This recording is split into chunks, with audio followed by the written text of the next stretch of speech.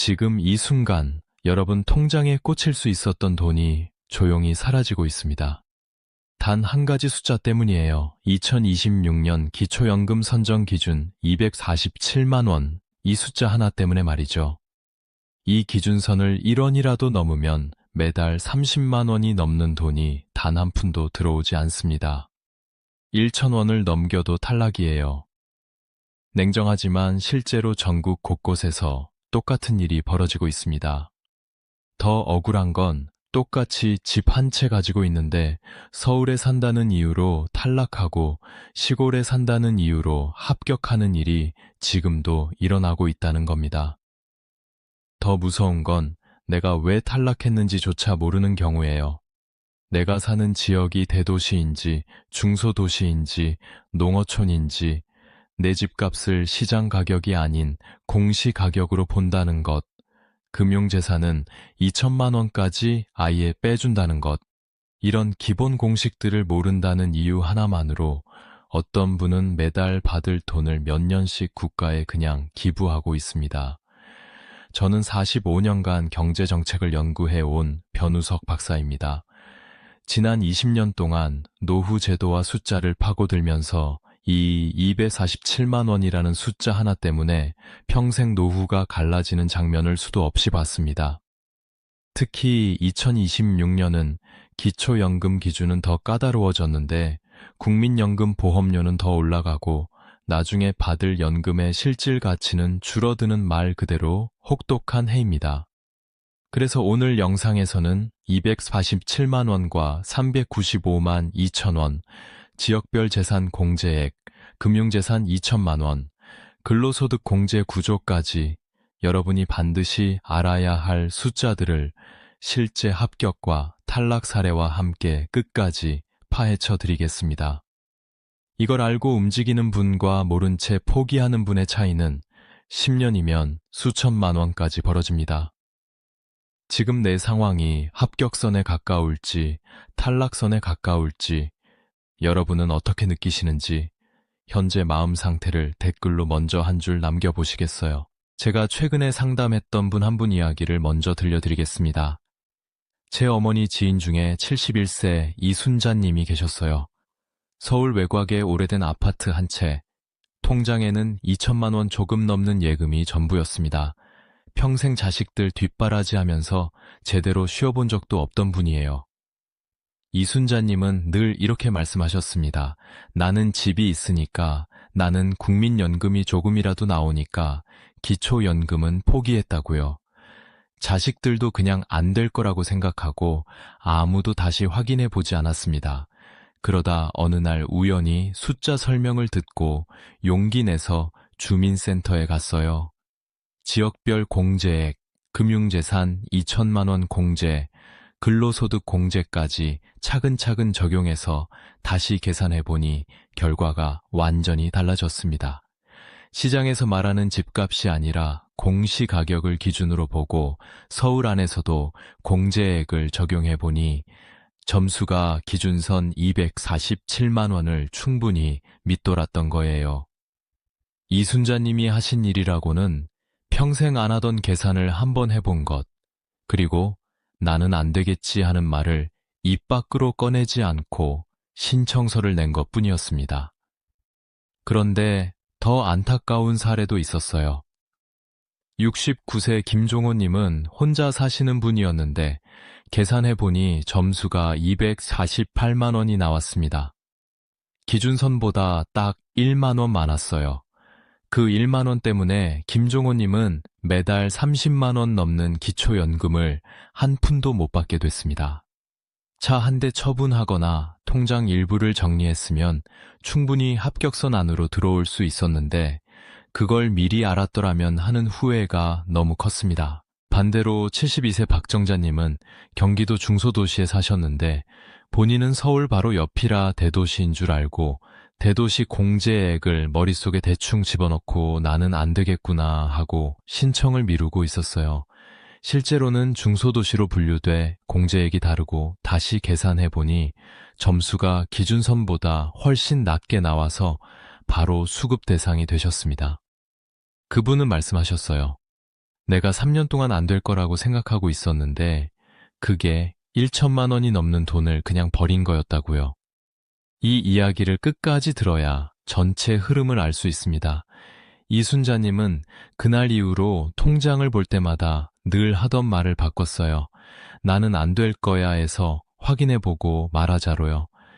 이 작은 말 한마디가 습관이 되면서 새로운 제도가 나올 때마다 자식들에게 묻고 복지로에서 모의 계산을 해보고 주민센터에 한 번 더 확인하는 분으로 바뀌셨습니다. 구독과 좋아요 부탁드리고요. 끝까지 보시면 첫째, 왜 지금 이 습관 하나를 바꾸는 게 평생 연금액을 바꾸는 일인지, 둘째, 내가 놓치고 있는 공제 항목이 무엇인지, 셋째, 1만 원 차이로 탈락하지 않으려면 지금 무엇부터 손봐야 하는지 분명하게 느끼실 수 있을 겁니다. 이렇게 한 번만 마음을 바꾸면 결과가 달라질 수 있어요. 그래서 이제는 2026년 기초연금 합격선을 가르는 핵심 숫자들을 하나씩 짚어보겠습니다. 2026년 기초연금 합격선을 가르는 숫자 6가지를 지금부터 말씀드리겠습니다. 첫 번째는 기준선 247만 원과 395만 2천 원입니다. 2026년 기준으로 혼자 사시는 분은 월 247만 원, 부부가 함께 사시는 분은 395만 2천 원을 넘으면 기초연금에서 탈락합니다. 이 점수 안에 소득과 재산이 모두 합산되는 거예요. 노후 소득 관련 여러 통계를 보면 기준선 근처에 계신 분들이 제일 많습니다. 아주 넉넉한 분들보다는 애매하게 걸리는 분들이 훨씬 더 많다는 뜻이에요. 앞서 말씀드린 69세 김종호님처럼 혼자 사시는 분이 계산해보니 점수가 248만 원이 나왔고 기준선보다 딱 1만 원 많아서 매달 30만 원 넘는 기초연금을 한 푼도 못 받게 된 경우가 실제로 있습니다. 가장 먼저 내가 혼자인지 부부인지부터 정확하게 구분해야 해요. 그리고 내 소득 인정액이 247만 원 또는 395만 2천 원에 비해 어느 정도 위치에 있는지 복지로 모의 계산이나 주민센터 상담으로 숫자를 확인해야 합니다. 많은 분이 뉴스에서 247만 원만 기억하고 부부 기준인 395만 2천 원을 놓쳐요. 부부인데도 혼자 기준으로 계산해보고 안 될 거라고 포기하는 실수가 제일 많습니다. 여러분은 지금 내 점수가 기준선보다 위인지 아래인지 한 번이라도 숫자로 확인해 보신 적이 있으신가요? 두 번째는 지역별 재산 공제액입니다. 대도시는 1억 3,500만 원, 중소도시는 8,500만 원, 농어촌은 7,290만 원을 재산에서 먼저 빼주고 계산합니다. 같은 6억 원 집이라도 어디에 있느냐에 따라 재산 점수는 크게 달라져요. 보건복지부와 국민연금공단 자료를 보면 실제로 지역별 공제액 덕분에 기준선 안으로 들어오는 비율이 적지 않습니다. 72세 박정자님은 경기도 중소도시에 사셨는데 본인은 서울 바로 옆이라 대도시인 줄 알고 대도시 공제액을 머릿속에 대충 집어넣고 나는 안 되겠구나 하고 신청을 미루고 있었어요. 실제로는 중소도시로 분류돼 공제액이 다르고 다시 계산해보니 점수가 기준선보다 훨씬 낮게 나와서 바로 수급 대상이 되셨습니다. 내 주소지가 정확히 어느 등급인지부터 확인해야 합니다. 대도시인지 중소도시인지 농어촌인지 공적 자료를 통해 확인한 다음 그에 맞는 공제액을 적용해서 재산을 계산해야 해요. 행정구역 이름만 보고 대도시라고 생각하기 쉬운데 실제 분류 기준과 다를 수 있기 때문에 반드시 담당 창구에서 직접 확인해 보는 것이 안전합니다. 여러분은 내가 사는 곳이 재산 공제 기준에서 어떤 등급에 들어가는지 정확히 알고 계신가요? 세 번째는 공시가격과 실제 집값의 차이입니다. 기초연금 재산 계산에는 시장에서 거래되는 가격이 아니라 시가 표준액 즉 공시가격을 씁니다. 보통 실거래가의 60에서 70% 수준이에요. 한국부동산원과 국토교통부 자료를 보면 집값이 높아서 안 될 거라고 포기한 분들, 상당수가 공시가격을 기준으로 다시 계산하면 기준선 아래로 내려오는 것으로 나타납니다. 70세 오명희님은 시장에서 10억 가까이 하는 아파트에 살고 있어서 그냥 포기하고 계셨어요. 그런데 공시가격은 7억대였고 여기에 지역별 공제까지 빼고 계산하니 재산 점수가 생각보다 훨씬 낮게 나와서 수급 대상이 되셨습니다. 먼저 우리 집 공시가격이 얼마인지부터 확인해야 해요. 그리고 여기에 지역별 공제를 적용한 다음 그 금액만 재산으로 본다는 점을 꼭 기억해야 합니다.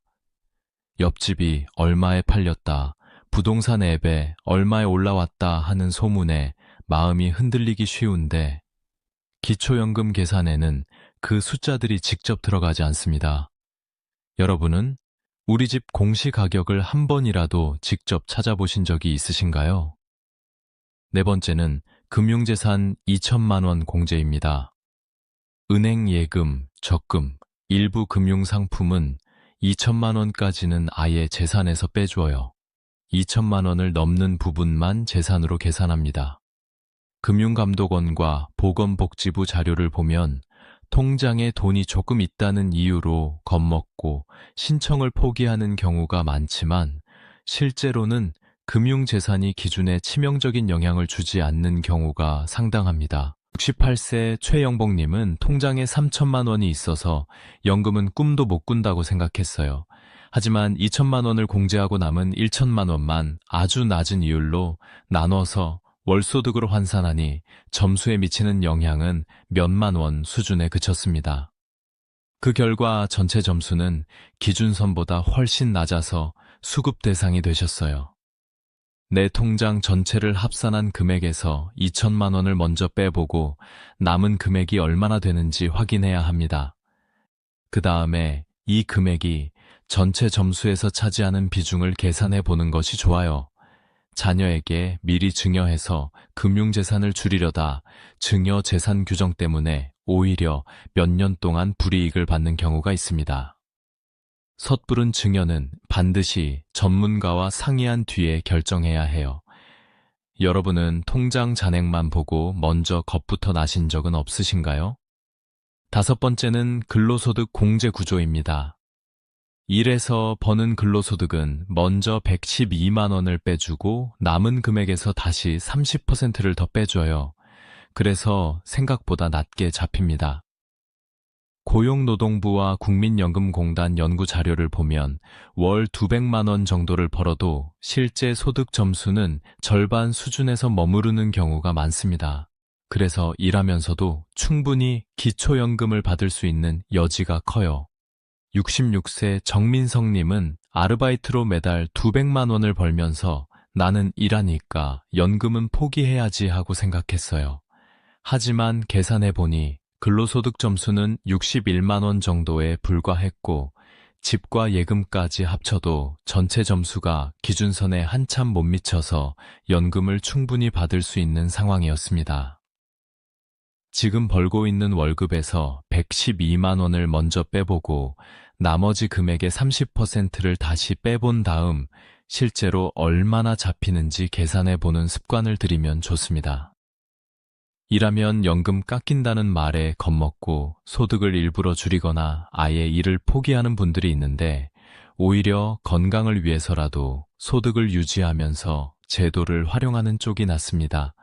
여러분은 일을 하면 무조건 연금에서 손해를 본다고 생각해 오시지는 않았나요? 여섯 번째는 국민연금과 기초연금의 연계 감액입니다.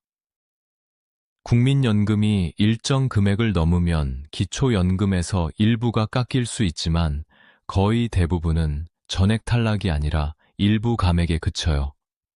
국민연금공단과 보건복지부 통계 자료를 보면 국민연금 수급액 때문에 기초연금을 포기한 분들 중 상당수가 실제 계산에서는 일부 감액만 되고도 충분히 연금을 받을 수 있었던 것으로 나타납니다. 70세 한정우님은 국민연금을 55만 원 받고 계셨어요. 주변에서 그 정도면 기초연금은 끝이라고 해서 신청을 안 하고 계셨는데 실제로는 기초연금이 몇만 원 줄어드는 수준에 그쳐서 여전히 상당한 금액을 받으실 수 있는 상황이었습니다. 내 국민연금 수령액이 얼마인지 정확히 확인하고 그 금액에서 기초연금이 얼마나 감액되는지를 구체적으로 계산해 보는 것이 중요해요. 감액이 있다는 이유만으로 전체를 포기하면 받을 수 있는 돈까지 스스로 버리는 셈입니다. 깎인다고 해서 아예 없어지는 것은 아니라는 점을 잊지 말아야 해요. 여러분은 국민연금이 조금이라도 있으면 기초연금은 끝이라고 단정해 버리신 적이 있으신가요? 이렇게 기준선 숫자와 재산소득 구조를 이해해야 다음 단계 전략이 보입니다. 이제 이 숫자들을 실제로 내 상황에 적용해서 어떻게 살릴지, 그리고 어떤 함정을 피해야 할지 확장해서 정리해 보겠습니다. 2026년 기초연금 탈락을 피하고 금액을 지키는 실전 전략을 지금부터 말씀드리겠습니다. 첫 번째는 신청 시기 전략입니다. 기초연금은 만 65세가 되는 달에 한 달 전부터 신청할 수 있어요. 그 이전 기간에 대해서는 소급해서 주지 않습니다. 생일 지나서 천천히 가겠다는 생각을 하다가 한 달치, 두 달치 연금을 허공에 날리는 경우가 많아요. 내 주민등록상 생일을 달력에 표시해두고 만 65세가 되는 달의 한 달 전에는 꼭 주민센터나 공단에 문의하도록 가족과 함께 미리 약속을 정해두는 것이 좋습니다. 여러분이나 부모님은 만 65세가 되는 시점을 정확히 알고 그 전에 신청 계획을 세워두셨나요? 두 번째는 자녀 크레딧 최대 활용입니다. 2026년부터는 첫째 자녀만 있어도 국민연금 가입 기간 12개월을 추가로 인정해줘요. 셋째 이상 자녀가 있는 경우 예전의 상한선도 사라져 더 늘어날 수 있습니다. 이미 예전에 신청했다는 이유로 새로 늘어난 부분을 챙기지 않는 경우가 많은데 제도가 바뀌면 다시 한번 확인해야 해요. 자녀 수, 출생 연도, 국민연금 가입 이력을 정리해서 공단에 자녀 크레딧이 몇 개월 반영되어 있는지 확인하고 빠진 부분이 있으면 추가 신청을 해야 합니다. 여러분은 우리 집 자녀 수만큼 자녀 크레딧을 제대로 다 반영받고 계신지 확인해 보셨나요? 세 번째는 군 복무 크레딧입니다. 군 복무 기간에 대해 추가로 가입 기간을 인정해주는 제도가 확대되었어요. 일정 시기 이후 복무한 경우 12개월까지 크레딧을 받을 수 있습니다. 예전에 6개월만 인정받았다고 끝났다고 생각하면 손해예요. 제도가 바뀌었는지 다시 확인해야 합니다. 군 복무 기간과 시기를 확인해서 공단에 문의하고 추가로 인정받을 수 있는 기간이 있는지 체크한 뒤 누락된 부분이 있다면 신청해야 해요. 군대 다녀오신 분들, 내 군 복무 기록이 연금에 몇 개월로 잡혀 있는지 직접 확인해 보신 적이 있으신가요? 네 번째는 고급차 회원권 증여, 무상거주 함정입니다. 차량 가액이 일정 금액을 넘는 고급차, 골프나 콘도 회원권, 자녀에게 넘긴 고가의 집, 자녀 집에 무상으로 거주하는 경우 등은 모두 재산이나 소득으로 환산돼요. 특히 4천만 원을 넘는 차와 고가 회원권은 공제가 거의 없어서 한꺼번에 소득으로 잡히는 경우가 많습니다. 몰랐다 하더라도 그대로 적용되어 내 명의로 되어 있는 차량과 회원권, 최근 몇 년간 자녀에게 넘긴 재산, 현재 살고 있는 집의 명의를 정리해서 어떤 것들이 점수에 크게 영향을 주는지 전문가 상담을 통해 확인하고 필요하다면 명예 조정이나 처분 순서를 신중히 결정해야 합니다.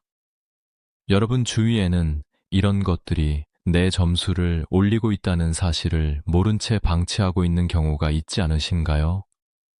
다섯 번째는 부부 여부와 배우자 연금입니다. 기초연금은 혼자 사는지 부부가 함께 사는지에 따라 기준선이 달라져요. 또 배우자가 공무원 연금 등 직영연금을 받고 있는지에 따라 수급 자격 자체가 막히는 경우도 있습니다. 나는 일반 직장 생활만 했으니 당연히 될 거라고 생각했다가 배우자의 연금 이력 때문에 전액 탈락하는 사례도 적지 않아요. 재혼이나 사실혼도 영향을 줄 수 있습니다. 내 연금 이력뿐 아니라 배우자의 연금 종류와 수급 여부까지 함께 정리해서 둘이 합쳤을 때 어떤 조건에 해당하는지 미리 진단받는 것이 안전해요. 여러분은 배우자의 연금 이력까지 포함해서 우리 부부의 전체 조건을 한 번이라도 점검해 보셨나요? 6번째는 일하면서 연금 지키기입니다. 2026년 6월 이후에는 일정 수준 이하 근로소득에 대해서 기초연금 감액이 완화되는 방향으로 제도가 바뀌어요. 일하면서 연금을 지키는 길이 조금 더 넓어지는 셈입니다. 나는 일하면 연금이 깎이니까 아무것도 하지 말아야 한다는 생각은 이제 조금씩 바꿔야 해요. 소득과 연금의 균형을 다시 맞춰야 합니다. 지금 하고 있는 일의 월 소득이 어느 정도인지, 그 소득이 감액 기준에 어떤 영향을 주는지 확인하고 필요하다면 근로시간이나 소득 수준을 조정해서 내 건강과 연금을 동시에 지키는 방향을 찾아야 해요. 여러분은 앞으로 몇 살까지 어느 정도 소득을 유지할지 계획을 세우고 그 안에 연금 제도를 넣어서 생각해 보신 적이 있으신가요? 7번째는 복지로 모의 계산과 서류 준비입니다. 지금은 집에서 컴퓨터나 전화만 있어도 내 점수가 어느 정도인지 대략 가늠해 볼 수 있는 도구들이 있어요. 무작정 주민센터에 가서 물어보면 담당자도 기본 정보가 없어서 대략적인 이야기만 해주고 끝나는 경우가 많습니다. 기본 자료를 갖고 가야 정확한 답을 들을 수 있어요. 복지로 사이트에서 모의 계산을 한번 해보고 내 재산과 소득을 정리한 뒤 신분증과 통장 사본, 금융정보 제공 동의서 등 기본 서류를 챙겨서 주민센터나 공단을 찾아가는 것이 좋습니다. 거동이 어려운 분들은 방문 서비스를 신청해 집에서 상담을 받을 수도 있어요. 여러분은 아직 막연한 두려움 때문에 한 번도 모의 계산을 해보지 못하신 상태는 아닌가요? 이렇게 전략까지 정리해 두면 이제 남은 것은 결심과 행동입니다. 마지막 장에서는 오늘 내용을 한 번에 정리하면서 지금 당장 무엇을 해야 할지 한 가지로 딱 잡아드리겠습니다. 오늘 제가 드린 이야기를 한번 정리해 보겠습니다. 많은 분이 가지고 계셨던 잘못된 상식은 이렇습니다. 집이 있으면 거의 다 안 된다. 국민연금이 조금이라도 나오면 기초연금은 끝이다. 통장에 몇 천만 원만 있어도 소용없다. 일하면 연금이 깎이니 아무것도 하지 말아야 한다는 거예요. 하지만 실제 제도와 숫자를 들여다보면 그림이 완전히 달라집니다.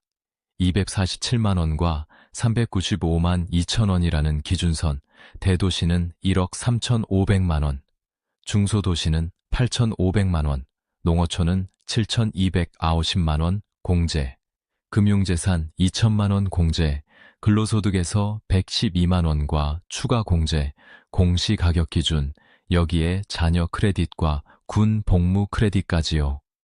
이 모든 것을 제대로 적용하면 안 될 줄 알고 포기했던 분들 중 상당수가 실제로는 여유 있게 합격선 안으로 들어옵니다. 잘못 관리했을 때의 위험은 아주 단순해요. 나는 안 될 거야 한마디 하고 신청을 포기해서 매달 30만 원 넘는 돈을 몇 년씩 국가에 그냥 기부하는 겁니다. 자녀에게 집을 서둘러 넘겼다가 증여재산 규정 때문에 몇 년 동안 연금을 줄여받기도 하고 고급차 한 대 때문에 재산 점수가 훌쩍 올라가 탈락하기도 해요. 신청 시기를 놓쳐서 한두 달치 연금을 통째로 날리는 일도 적지 않습니다. 반대로 제대로 관리했을 때의 효과는 생각보다 커요. 자녀 크레딧과 군 복무 크레딧으로 국민연금 가입 기간을 늘려 연금액을 올리고 재산 구조를 점수에 유리하게 배치해서 기준선 아래로 점수를 떨어뜨리면 1년에 수백만 원, 10년이면 수천만 원까지 차이가 날 수 있습니다. 근로소득 공제를 활용해서 일하면서도 연금을 지키는 길을 선택하면 건강과 소득을 동시에 챙길 수 있어요. 오늘 당장 실천할 제안을 3가지 드리겠습니다. 첫째, 오늘 영상이 끝나면 내 상황이든 부모님 상황이든 한 사람을 정해서 복지로 모의 계산을 딱 한 번만 돌려보셨으면 합니다. 소득과 재산을 적어 넣고 247만 원 또는 395만 2천 원이라는 벽을 통과하는지 아닌지를 눈으로 확인해 보는 거예요. 숫자를 한 번 보는 순간 무엇을 줄이고 무엇을 지켜야 할지가 훨씬 더 선명해집니다. 둘째, 내가 사는 지역이 대도시인지 중소도시인지 농어촌인지 정확한 분류를 확인하고 공제액을 다시 계산해 보세요. 서울 옆이라고 해서 무조건 대도시가 아니고 경기도라고 해서 무조건 중소도시가 아닙니다. 이 하나만 제대로 확인해도 점수가 크게 달라질 수 있어요. 셋째, 자녀 수와 군 복무 이력을 한 번 더 확인하고 공단에 반영된 크레딧 개월수를 직접 점검해 보세요. 제도가 바뀌었는데도 예전 숫자 그대로 잡혀 있는 경우가 많습니다. 이 3가지만 해도 내가 놓치고 있던 수백만 원이 보이기 시작할 겁니다. 저는 앞으로 이어지는 영상에서 지역별 공제액 때문에 희비가 갈린 실제 사례들, 고급차나 회원권 때문에 탈락한 사례, 자녀 크레딧 한 번 제대로 챙겨서 연금을 크게 늘린 사례들을 더 구체적으로 풀어드리려고 합니다. 오늘은 전체 지도와 기준선을 함께 그려봤다면 다음 영상에서는 영역별로 나눠서 더 깊게 들어가 보겠습니다.